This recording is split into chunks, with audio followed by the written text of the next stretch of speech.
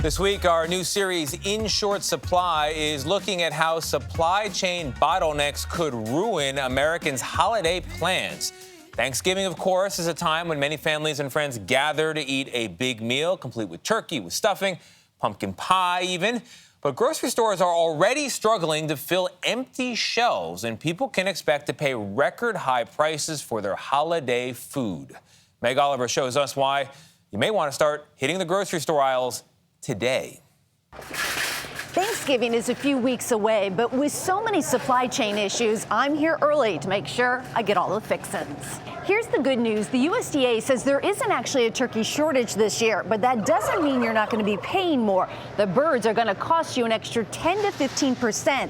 If you're having a smaller Thanksgiving, buy your turkey early. The smaller ones are expected to go first as Americans keep their gatherings intimate.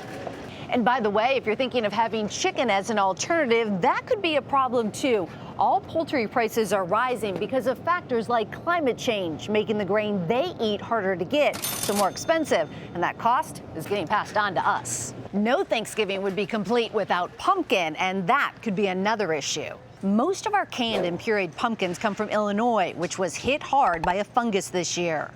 Aluminum shortages mean this and any other canned goods are in shorter supply.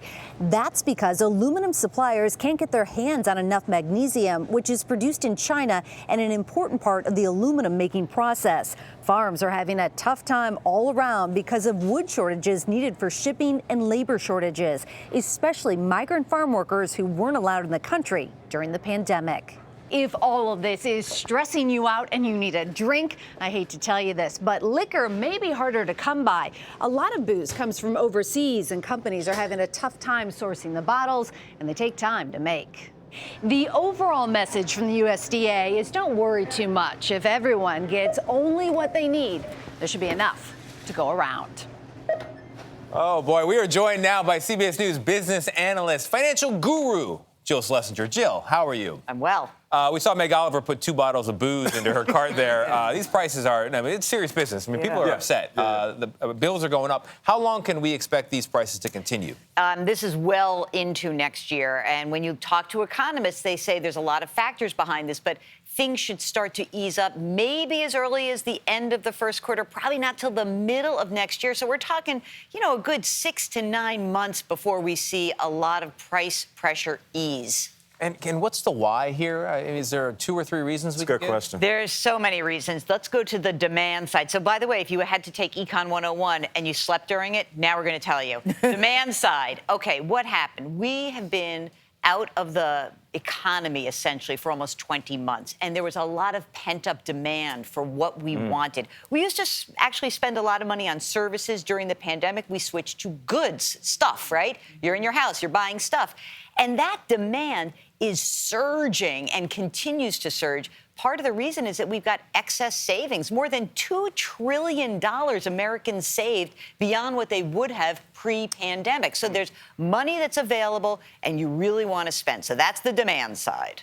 Demand and then more to spend, of course. So what happens if the prices remain high? What effect will that have on the economy? Let's get to the other side of this. So demand and then there's supply. And then the supply part is actually really important. We have had supply chain problems and issues probably for about 10 or 20 years. Part of the problem is that we've come to rely on places like China and Korea and even Germany. And as the pandemic unfurled, what we saw was these areas would shut down, one after another after another. So there were huge production delays. There were warehouses that had to make big decisions. There were shipping companies that had to change their routes. There were container companies for these ships that moved stuff in the wrong direction.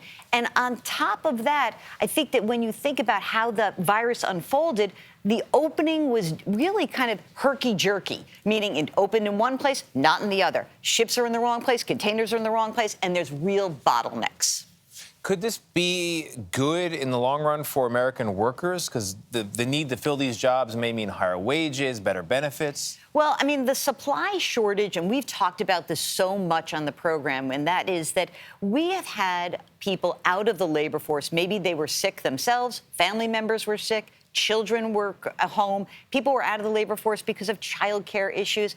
And when we look at where we are now, these shortages are only exacerbating. So yes, higher wages are part of the process to lure people back in. But remember, those higher wages can feed into the inflation problem, right? Because we're getting paid more now. We can pay more for the goods and services. I want to go back to Nate's question, though. If the prices remain high, what happens? Well, I think this is an important part of the puzzle. The Federal Reserve met last week, and the chair, Jerome Powell, has consistently said this is transitory or a temporary problem.